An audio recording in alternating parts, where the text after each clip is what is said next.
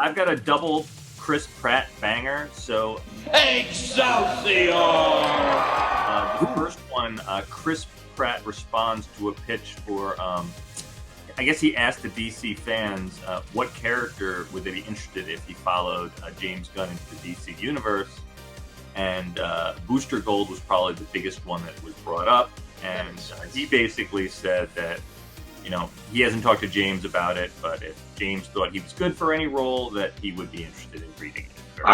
I would see that. Yeah. I mean, I think it's pretty cool. Like Chris Pratt is just having fun with people, not in a mean way. There's just like all kinds of buzz and excitement for different things that are happening. And yeah, he genuinely was just like, James, if James thinks I'm right for something, then I'll be right there. Right.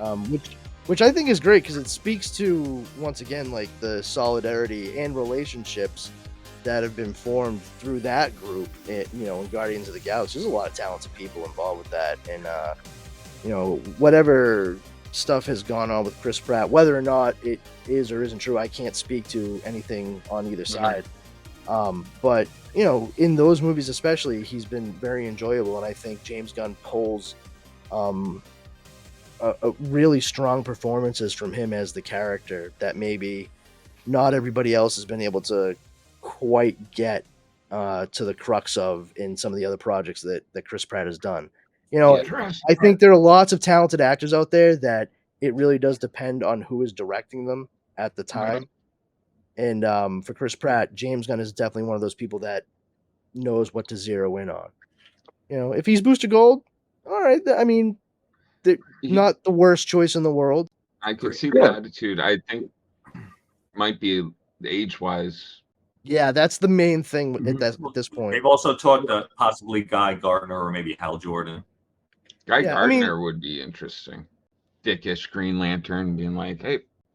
Any number of people that James Gunn has worked with over the years, that could be right for just about anything. We'll see. Absolutely. And now you said, we recently saw an interview with Dave Bautista where he said the same thing. He said, if James calls, I'll be there. He goes, I'm not out there looking for it, but if he thinks I'm right for something, I'll do it. So, like you said, they form tight bonds, and James has been working with some of the same people since Slither. Yeah. Which is 2006, man. That's pretty impressive. Which is a testament to him and apparently the environment he must have on the set. Yeah. You see that with a lot of great directors. I mean, you see that with James Gunn, Robert Rodriguez. He's been working with some of the same people since Desperado. And again, like you said, they keep coming back because of a good relationship, and that's what makes the good movies. I mean, listen, we brought up the Snyder verse. I mean, you could definitely say to one thing like, listen, I'm not the greatest fan of him, but there's definitely more respect that the Justice League had for Snyder than they did for Whedon, and those conflicting stories. So again, it's the point being is that if you have that, as Brandon said, you have that good relationship like James Gunn, and James Gunn also has the knowledge. I mean, the man, before he did Suicide Squad, he spent I think a month reading every Suicide Squad comic he could get his hands on. And it really showed because that second Suicide Squad movie was a masterpiece. It was fantastic. And then to have Peacemaker develop from that, I mean, who would have thought? Because sure as hell, I was like, same here. No. And then when I watched out, I was like so happy, mad. I was like, you fucking asshole. Yep. I can't believe you're going to make me watch this because I fucking love it so far. The Suicide Squad was beyond perfect. It was just like, holy shit.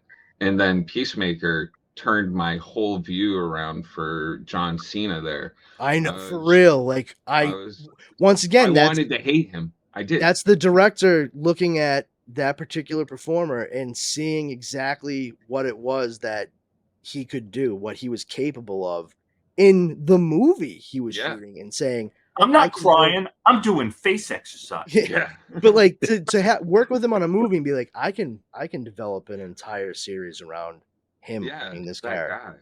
Like, and that's cool.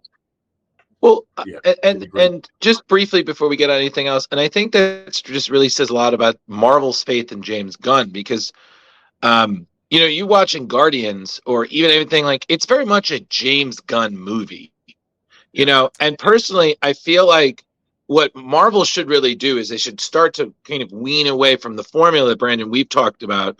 You've alliterated, and we even us in the show we've talked about, and they should have one where you follow a kind of template, but it's the own director's style.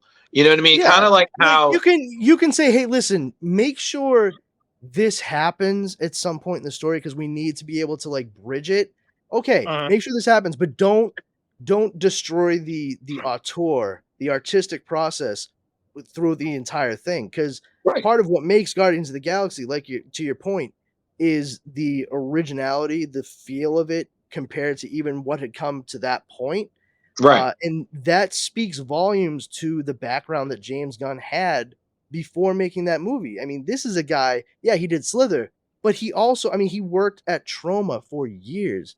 He co-wrote Everything I Know About Movies I Learned from the Toxic Avenger with Lloyd Kaufman. He wrote Romeo and Juliet. So like that's where he cut his teeth in New Jersey.